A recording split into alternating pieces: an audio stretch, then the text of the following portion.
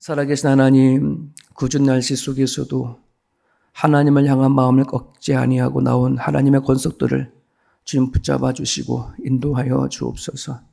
수많은 날들 가운데 주님 앞에 예배하는 날들을 주심을 감사를 드립니다. 마음을 다하고 뜻을 다하여 목숨을 다하는 예배가 있게 하시옵시고, 하나님 아버지 하나님 그 예배를 통해서 약속하신 바대로 하나님의 임재를 경험하는 시간 되릴 수 있도록 허락하여 주옵소서. 우리 앞에 보여지는 수많은 문제와 아픔들이 있지만 아버지, 우리가 진정으로 하나님을 만나지 못하기에 하나님이 주신 채워짐이 없기 때문에 우리는 힘들지라오니 주여 예배 가운데 임재하여 주옵소서. 우리의 영혼의 풍성함을 채워 주옵소서. 위로부터 오는 은혜를 채워 주옵시고 이 인생을 살아갈 수 있는 능력들로 채워 주시옵소서. 특별히 대한민국을 기억하여 주시되 하나님 위기 속에 있습니다. 하나님 이 일을 통하여 대한민국이 하나님 서로 하나 되어져 가는 법을 배워갈 수 있도록 도와주옵소서. 여야가 하나가 되어질 수 있기를 간절히 바랍니다.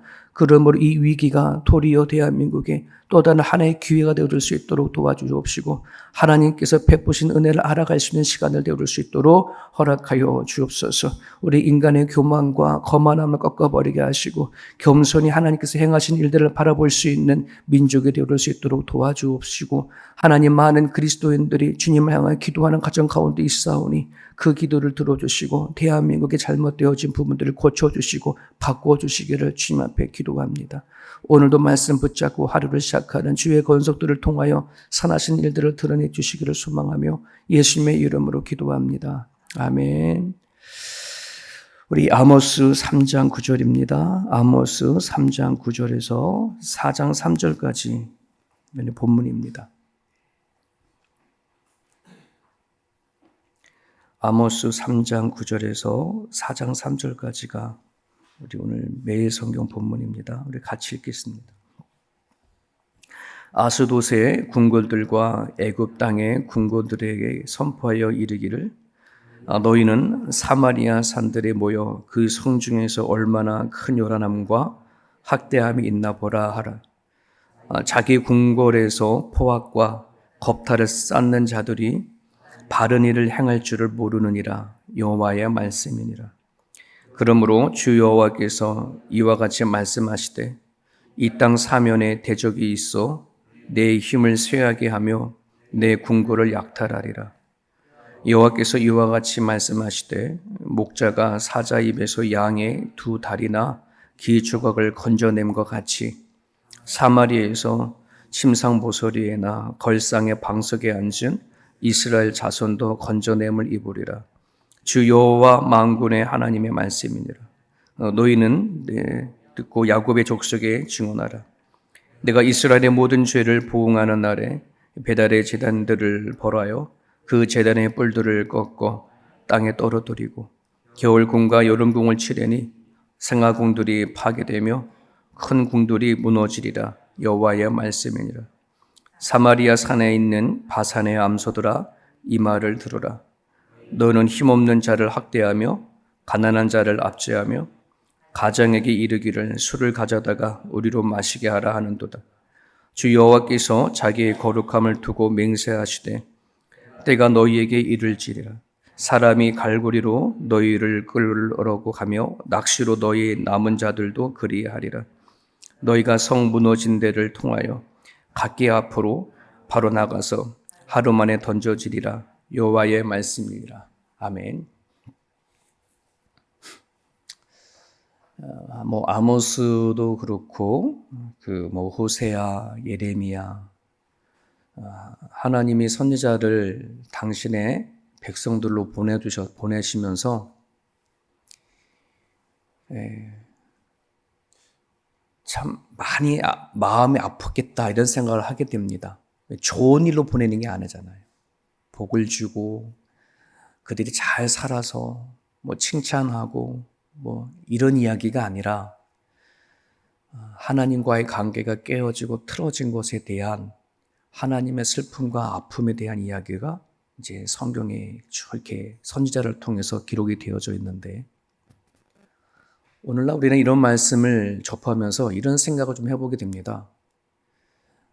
우리는 눈에 보여지는 것이 현실이고 또 실질적인 일들이라고 우리는 생각하고 도대체 이런 문제들이 또 이런 어려움들이 이런 상황들이 왜 놓여져 있나 우리는 나름대로 열심히 살려고 또 하나님 안에 정말 나름대로 죄짓지 않고 살려고 노력을 하는데 왜 우리의 삶은 더 나아지지 않을까 이런 생각을 참 많이 하죠. 그래서 우리는 항상 그래서 모든 원인과 그 이유를 자꾸 바깥에서 많이 찾으려고 그러죠. 근데 실질적으로 나를 괴롭게 만들고 힘들게 만들고 주저앉게 만드는 것은 바깥에 있는 게 아니라 항상 내 내면에 있더라는 거죠. 내 안에 있더라는 거죠. 이스라엘 백성들의 이 문제들도 결국은 바깥에 있지 않고 내면에 있었던 거거든요. 근데 자꾸 이스라엘 백성들은 이게 바깥에서 찾으려고 그래요. 네. 우리가 하나님 앞에 뭘 잘못 드렸습니까? 뭘 서운하게 했습니까? 네. 이런 데만 찾으려고 그러시지 그 중심에 하나님과의 그 관계성에 대한 것들을 되게 무시하고 살아왔던 백성들이 이스라엘 백성들이거든. 그래서 오늘 우리가 하나님 믿고 살아갈 때에 정말 무시하면 안 되는 게 뭐냐면 하나님과 나와의 이 관계성의 문제예요. 이게 무너져 버리고 이게 해결되지 아니하면은 그다지 큰 문제도 아니고 그다지 큰 어려운 문제도 아닌데 내가 감당할 수 없는 문제처럼 보이고 내가 이길 수 없는 상황처럼 그렇게 보여지는 거예요. 착각하는 거지. 진짜 이 상황을 어렵게 하는 거는 바깥에 있는 게 아니라 결국 내 안에 있는 거거든요. 내 안에 하나님과의 관계성에 탁 붙잡아지면은 죽음마저도 이길 수 있는 그 담대함이 있고 힘이 있고 살아갈 이유가 있거든요. 존재를 하거든요. 근데 그게 무너져 버리면은 아무것도 아닌 문제 안에서도 주저앉아 버리는 거죠. 오늘 이스라엘 백성들이 하나님 앞에 심판에 받는 이야기입니다. 때가 너희들에게 이를 거다라고 하나님 아모스 선지자를 통해서 이야기를 합니다. 그들의 잘못을 드러내버립니다. 여러분, 살아가면 가족 안에 어떤 문제가 있거나 어려움이 있으면 우리는 감추고 싶어 하는 거잖아요. 부끄러우니까. 굳이 왜 가족 안에 있는 내 안에 있는 허물과 아픔들을 왜 굳이 드러내? 그냥 이렇게 덮어버리고 아무것도 없는 것처럼 살면 되지. 근데 하나님은 이거를 드러내는 거예요. 왜? 당신의 백성들이 하나님의 앞에 멸망이 되어지고 깨어지고 부서짐을 통해서 하나님은 얼마나 당신의 백성들이 악한 짓을 하고 하나님 보시기에 악을 행했는지 만방에 드러내려고 하시는 거예요. 원래는 그게 아니었죠. 이스라엘을 부르셔서 하나님께서 하시고자 원했던 거는 당신이 얼마나 자비롭고 은혜롭고 당신의 백성들을 얼마나 잘 이끌어가고 복을 주는지 그거를 만방에 드러내려고 했던 건데 근데 그렇게 되지 못하니 확 드러내버리는 거예요. 그럼 세상 사람들이 뭐라 그럴 거예요? 욕하겠지. 그렇지 않습니까? 그렇지 않아도 이 고대 시대에는 각 나라마다 자기들이 믿는 신들이 있기 때문에 이스라엘의 신을 욕하는 거예요. 이스라엘 백성들이 무너지고 남유다 백성들이 멸망한다는 것은 결국 그 치욕과 수치는 하나님 앞에 돌아가는 거거든요. 근데 하나님은 그게 중요한 게 아니야. 믿지 아니하는 자들을 통해서 당신의 이름이 욕먹는 거 문제가 되지가 않아. 중요한 건 내 백성이 이 일을 통해서 다시 돌아오기를 원하는 그 마음이 있는 거예요. 여기 오늘 9절에 보면 아스돗의 궁궐들과 아스돗의 궁궐은 이게 블레셋에 있는 도시거든요. 늘 이스라엘의 적이 되는 그런 도시거든요. 애굽 땅의 궁궐들 마찬가지입니다. 이스라엘 백성들을 한국말로 쌍놈처럼 보고 아주 수준에 떨어지는 그런 히브리 민족으로 보았던 애굽의 궁전들이거든. 그들에게 뭐예요? 선포하여 이르기를 너희는 사마리아 산들에게 모여 그 성중에서 얼마나 큰 요란함과 학대함이 있나 보라. 이스라엘의 적이 되어지는 나라에게 얘기하는 거예요. 야, 너네 주변 이방 국가 봐라. 내 백성 이스라엘에게 그 중심에 얼마나 큰 요란함과 함과 학대함이 있는지 한번 봐라. 너네들보다 더하지 않냐? 뭐 이런 식인 거죠. 여러분, 이스라엘의 백성은요, 하나님께서 그들이 살아가는 데 있어서 부자가 될 수 있는 시스템으로 만들지 않았고, 가난하게 살아갈 시스템으로 만들지 않았어. 하나님께서 이스라엘 백성들의 그들을 세워가는 모든 조직과 시스템 가운데, 하나님의 말씀에 따라서 그렇게 살아가면은 아주 큰 부자도 있는 게 아니고, 가난한 자도 있는 게 아니라, 잘 골고루 누구나 없이 잘 먹고 살 수 있는 그런 시스템으로 되어 있어요. 그런데 이들에게 뭐가 생겼어요? 부자와 가난한 자가 빈부의 격차가 심해져가고, 심지어는 18절에 15절에 보면 겨울궁과 여름궁을 치리니 상하궁도 있어. 네, 여름 되면 여름에 가서 살아요. 나름대로의 그런 궁전들이 따로 있는 거예요. 있는 사람들은 더 갖게 되어지고 없는 사람들은 바닥을 치는 인생이 되어버려요. 이스라엘의 백성이라고 하는 그 시스템은 오늘날 교회를 얘기하거든요. 이스라엘 백성은 신앙의 공동체예요. 하나님을 믿는 공동체죠. 오늘날 교회의 공동체란 말이죠. 근데 이 공동체가 세상 사람들과 살아가는 똑같은 방식의 삶들이 들어와 보니 그 안에 이런 깨어짐이 있고 요란함이 있고 학대함이 있는 거예요. 더 가지려고, 더 누리려고, 겉으로는 하나님을 믿고 겉으로는 율법을 지키는 것처럼 살아가지만 막상 그들의 중심에는 더 갖고자 원하는 욕망과 욕심과 탐욕이 가득한 그 당신의 백성들을 하나님이 보시는 거예요. 그리고 드러내보내는 거예요. 야, 너네들이 겉으로 제사 드리고 예배 드리니 하나님 아무런 문제가 없는 것 같아 보일지 모르지? 아니, 다 드러내는 거예요. 다 드러내는 거예요. 그 드러냄이 멸망인 거예요. 북이스라엘의 멸망이고 남유다의 멸망인 거죠. 여러분, 오늘 우리들이 이 믿음 생활하고 신앙 생활을 하겠다고 하고 하는 이 신앙의 삶은 결국 다른 어떤 거와의 문제가 아니라 내 안에 내 자신과의 문제라는 사실을 기억하셔야 합니다. 우리는 끊임없이 내 안에 있는 죄성이 존재를 합니다. 우리는 이렇게 생각하면 안 돼요. 우리는 죄에서 구원받았고 나는 죄인이고 죄성이 남아있으니 어쩔 수 없어. 죄 짓고 살아가. 근데 성경에 보면 하나님이 그래 알아. 너희들 죄를 갖고 있어. 그래 너는 어쩔 수 없이 죄를 지어. 그냥 그렇게 살아도 괜찮아. 내가 너를 거기서 구원했어. 그 예수 믿었으니 너 그냥 잘 살아라. 이렇게 얘기를 하셨나요? 아니에요. 하나님을 믿고 예수님을 알면 알수록 너네들은 뭐해? 죄 짓지 말라고 하는 거예요. 하나님 우리들에게 은혜를 베푸시고 성령을 주시고자 하시는 그 이유는 다른 게 아닙니다. 죄 짓지 말고 살아가게 하기 위해서 주시는 능력이고 힘이지. 근데 우리는 그걸 자꾸 몰라. 그 은혜 받은 것과 하나님이 주신 능력을 가지고 내 안에 죄와 싸우려 하지 아니하고 도리어 그것이 또 다른 하나의 복으로 아마 알고 살아가지 죄와 싸우려 하지 않아. 그러니 하나님을 믿으면서도 여전히 내 안에 있는 내 의심과 불안과 탐심과 정욕과 이런 것이 고스란히 가지고 신앙생활을 한다는 거죠. 우리 이걸 회개해야 되는 거예요. 뭘 회개하냐라고 말하면 우리 한 주간 막 뒤져 생각해 보면은 나 별로 잘못한 것이 없는데 막 이렇게 회개 기도가 잘 안 나와요. 솔직히 말해.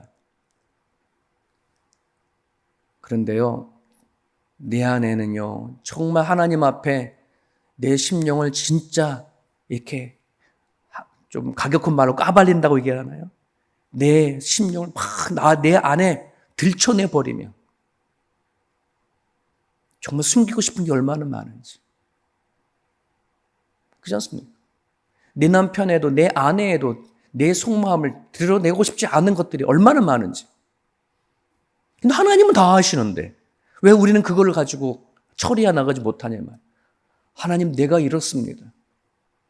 내가 이렇게 악합니다. 하나님 처리해 주십시오.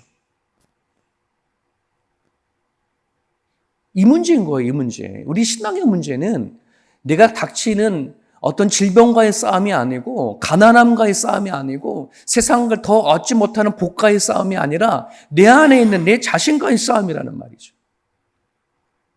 이거를 잊어버려 버리면 하나님 지금 왜 당신의 백성들을 치고 드러내려고 하시는지를 알지 못한다는 말이에요. 여러분, 이스라엘의 백성들의 신앙은 돌비 신앙입니다. 지금 무슨 말이냐면 돌판에 새겨진 신앙, 우리 마음판에 새겨진 신앙. 이 신약이 오면서 우리 마음판에 새겼다고 얘기를 하잖아요. 구약에는 돌판에 새긴 신앙인데, 근데 이들이 신앙이 변질이 되어져 버리니 어떤 신앙으로 가냐 그러면 뿔의 신앙으로 가요. 송아지 신앙을 변질되어져 버립니다. 그들이 베델에 세운 그 제단은 금송아지잖아. 금송아지 신앙은 번영의 신앙의 상징입니다. 번영. 더 잘 먹고 잘 살려고 하는. 왜? 주변의 국가들 보니 자기네들보다 더 잘 살아. 나는 우리 평준화는 별로 원하지 않아. 서로 잘 먹고 잘 사는 관심이 없어. 왜? 우리보다 나보다 더 잘 사는 사람들이 눈에 들어오니 나도 저만큼은 살아야 되겠어. 그러니 뭐 하는 거예요? 가난한 자가 자기 백성과 자기 민족에 생기든 말든 끌어모으는 거예요. 더 같이 하는 거죠. 이게 번영의 신앙이에요.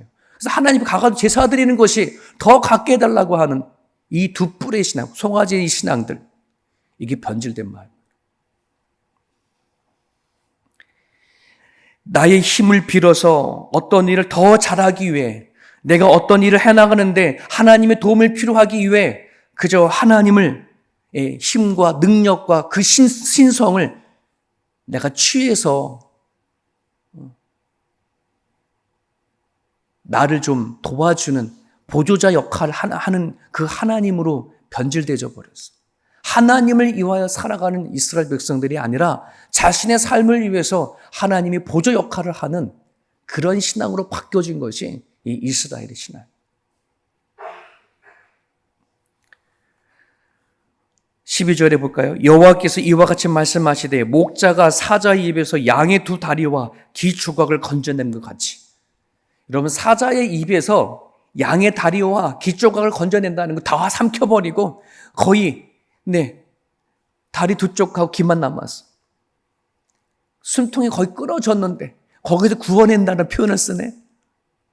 북이스라엘이 멸망하고 남유다가 멸망이 되어지는 그 과정 가운데 하나님은 70년의 세월이 지난 다음에 뭐 하는 거예요?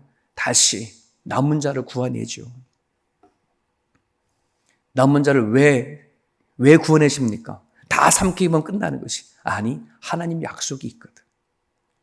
당신의 뜻을 세워가려고 하는 그 약속대로 다시 당신의 백성을 부르시는 것을 우리는 또 보게 되어지죠. 여러분, 오늘 그리스도인들을 남은 자라고 얘기를 합니다. 그루터기 같은 존재라고 얘기를 합니다. 이 시대가 세상을 바라보고 살아가지만 그 남은 자들, 그루터기 사람들은 하나님을 바라보고 살아가는 그런 존재라고 한다는 것을 기억하셔야 합니다. 오늘 내가 누구를 위해 사나, 무엇을 위해 사나, 내가 어떻게 사느냐 하는 것이 내가 하나님을 믿는 그 반응이고 간증이라고 말씀을 드린 적이 있는데 그렇습니다. 하나만 더 말씀드릴게요. 4장 1절에 사마리아 산에 있는 바산의 암소들아 이 말을 들으라. 바산의 암소. 북이스라엘을 이야기하는 건데요. 그럼 이스라엘의 백성의 영성은 여인의 영성이에요. 여인의 영성.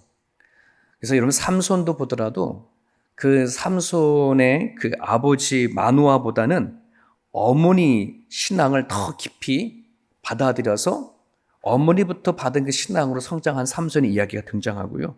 사무엘도 마찬가지예요. 아버지 엘가나보다 엄마 한나의 그 기도와 신앙에 의해서 성장하고 살아갔는데 이 유대인들 이스라엘 백성들의 그 신앙의 정식은 목의 혈통이거든요. 그래서 이들은 이스라엘의 영성은 어머님의 그 기도와 어머님의 그 가르침 안에 그렇게 성장한 민족이에요. 근데 이들이 그 기도가 잃어버리고 하나님의 말씀에 대해 살아가지 못하는 걸 잃어버린 채 바산의 암소같이 되어졌다. 배가 불렀어. 그래서 기도를 기도도 하지도 않아. 교육도 하지 않아. 그러면서 뭐라 그러냐면 자기 남편 가장에게 이르기를 술을 가져다가 우리로 마시게 해라. 흥청망청해져 버린.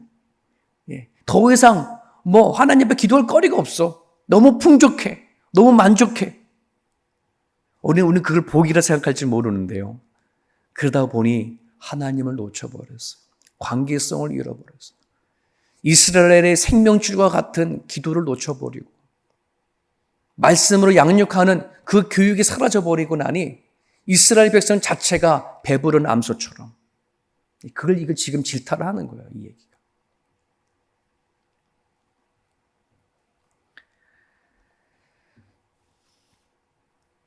자신의 백성을 택한 이유가 하나님은 당신의 뜻을 드러내는 것이고 하나님이 어떻게 이스라엘 백성들을 다스려 가는지를 드러내려고 하는 것이었는데 이들은 그것이 아닌 내가 어떻게 하면 하나님 안에 안정되어진 삶을 살아갈까?